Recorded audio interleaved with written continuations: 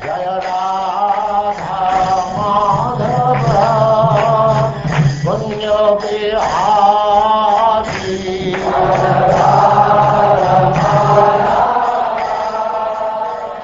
And now chapter 9. Markandeya Rishi sees the illusory potency of the Lord.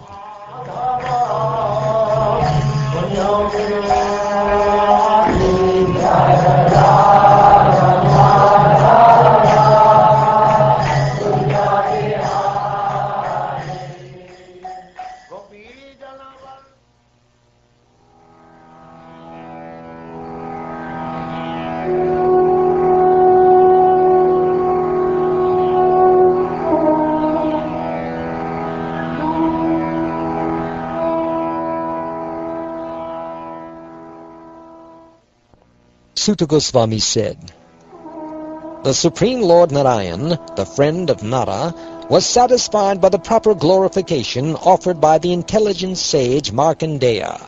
Thus the Lord addressed that excellent descendant of Bhrigu. He said, 'My dear Markandeya, you are indeed the best of all learned Brahmins.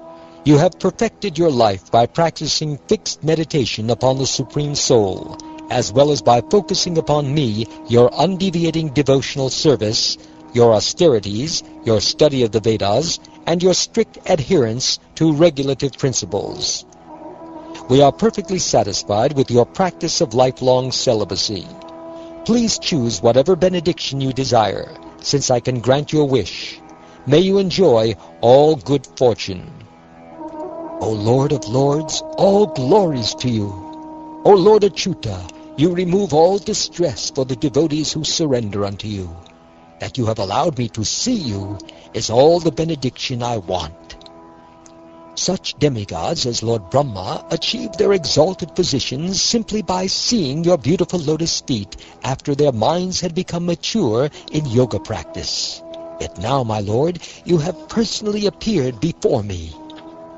O lotus-eyed Lord, O crest jewel of renowned personalities, although I am satisfied simply by seeing you, I do wish to see your illusory potency, by whose influence the entire world, together with its ruling demigods, considers reality to be materially variegated.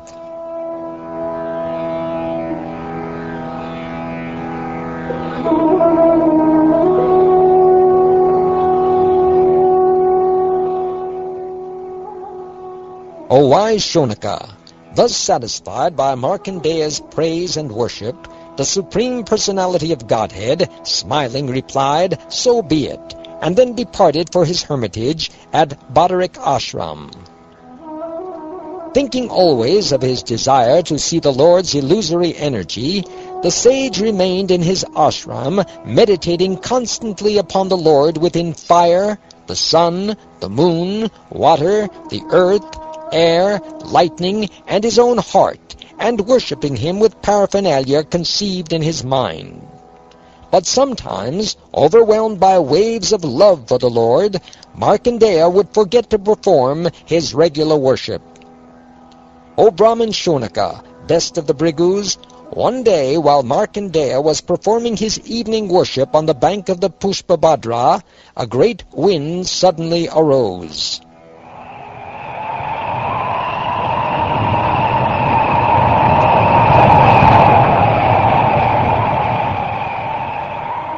That wind created a terrible sound and brought in its wake fearsome clouds that were accompanied by lightning and roaring thunder, and that poured down on all sides torrents of rain as heavy as wagon wheels.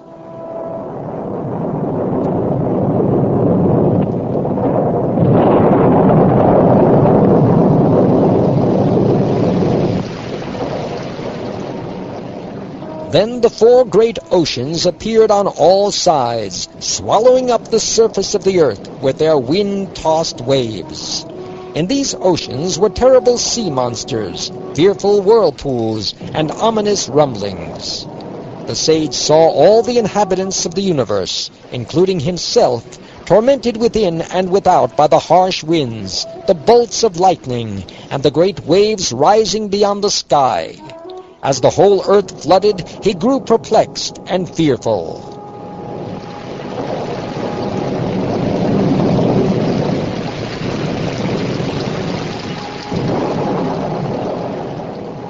Even as Markandeya looked on, the rain pouring down from the clouds filled the ocean more and more, until that great sea, its waters violently whipped into terrifying waves by hurricanes, covered up all the earth's islands, mountains, and continents. The water inundated the earth, outer space, heaven, and the celestial region. Indeed, the entire expanse of the universe was flooded in all directions, and out of all its inhabitants only Markandeya remained. His matted hair scattered, the great sage wandered about alone in the water, as if dumb and blind. Tormented by hunger and thirst, attacked by monstrous makaras and timangila fish, and battered by the wind and waves, he moved aimlessly through the infinite darkness into which he had fallen. As he grew increasingly exhausted, he lost all sense of direction and could not tell the sky from the earth. At times he was engulfed by the great whirlpools, sometimes he was beaten by the mighty waves, and at other times the aquatic monsters threatened to devour him as they attacked one another. Sometimes he felt lamentation, bewilderment, misery, happiness, or fear, and at other times he experienced such terrible illness and pain that he felt himself dying. Countless millions of years passed as Markandeya wandered about in that deluge, his mind bewildered by the illusory energy of Lord Vishnu, the Supreme Personality of Godhead.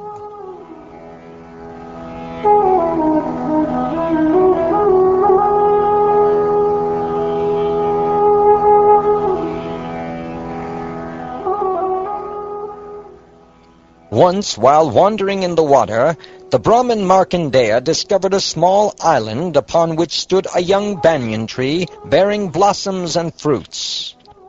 Upon a branch of the northeast portion of that tree, he saw an infant boy lying within a leaf. The child's effulgence was swallowing up the darkness. The infant's dark blue complexion was the color of a flawless emerald. His lotus face shone with a wealth of beauty, and his throat bore marks like the lines on a conch shell. He had a broad chest, a finely shaped nose, beautiful eyebrows, and lovely ears that resembled pomegranate flowers and that had inner folds like a conch shell's spirals. The corners of his eyes were reddish, like the whorl of a lotus, and the effulgence of his coral-like lips slightly reddened the nectarine enchanting smile on his face. As he breathed, his splendid hair trembled, and his deep navel became distorted by the moving folds of skin on his abdomen, which resembled a banyan leaf. The exalted Brahmin watched with amazement as the infant took hold of one of his lotus feet with his graceful fingers, placed a toe within his mouth, and began to suck.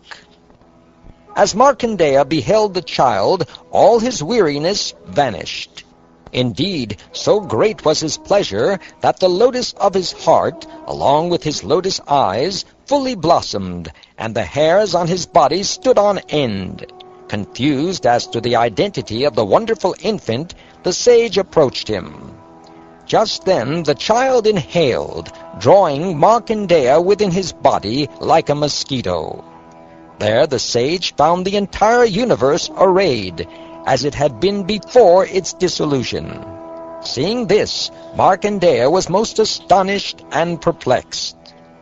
The sage saw the entire universe, the sky, heavens and earth, the stars, mountains, oceans, great islands and continents, the expanses in every direction, the saintly and demoniac living beings, the forests, countries, rivers, cities, and mines, the agricultural villages and cow pastures, and the occupational and spiritual activities of the various social divisions.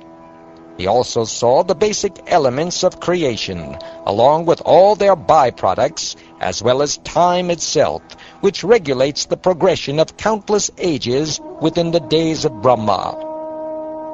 In addition, He saw everything else created for use in material life. All this he saw manifested before him as if it were real. He saw before him the Himalaya mountains, the Pushpabhadra river, and his own hermitage, where he had had the audience of the sages Nara-Narayan. Then, as Markandeya beheld the entire universe, the infant exhaled, expelling the sage from his body and casting him back into the ocean of dissolution. In that vast sea, he again saw the banyan tree growing on the tiny island, and the infant boy lying within the leaf. The child glanced at him from the corner of his eyes with a smile imbued with the nectar of love, and Markandeya took him into his heart through his eyes. Greatly agitated, the sage ran to embrace the transcendental personality of Godhead.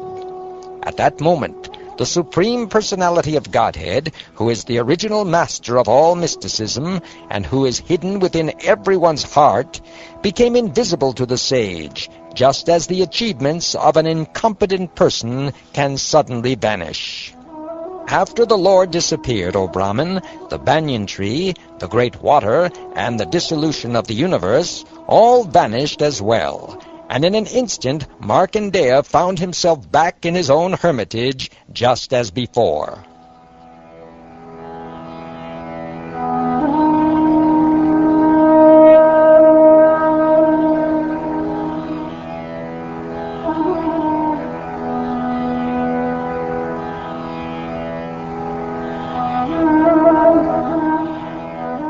Thus ends the 9th chapter of the 12th canto of the Śrīmad-Bhāgavatam, entitled Markandeya Rishi Sees the Illusory Potency of the Lord.